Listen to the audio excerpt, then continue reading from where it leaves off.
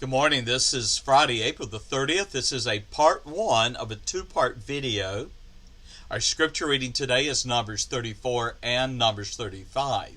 And so I'm going to make two different videos. One is going to be for Numbers 34, and the other is going to deal with taking an innocent life or the shedding of innocent blood, which is found in Numbers 35. But this is part one, and it brings us to our scripture reading in Numbers chapter 34. Now, Numbers 34 is a wonderful passage that is drawing the conclusion of our study of Numbers in preparation for Israel crossing over into the Promised Land. So Numbers 34 records the boundaries of the Promised Land, the land that the Lord had promised Abraham and his seed as their inheritance. It was promised to Abraham in Genesis 15, 18 through 21. It was promised to Isaac in Genesis 26 and verse 4. And then it was promised to Jacob in Genesis 28, verses 13 and 14. Now, dealing with the land.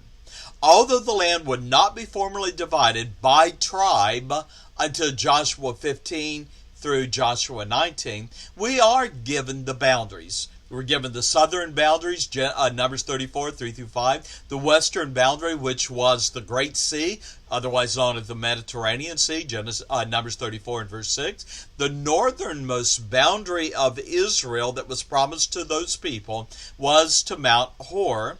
And then the eastern boundary was the Jordan River. But per the request of the 2.5 tribes, the tribe of Reuben, the tribe of Gad, and a half tribe of Manasseh, they had received their inheritance on the east side of the Jordan River near Jericho. Now you're going to notice in the latter verses of Numbers 34 that with the assistance of Eleazar the priest and Joshua the son of Nun, the Lord chose a man from each of the tribes, 12 men, to represent his tribe when the land would be divided.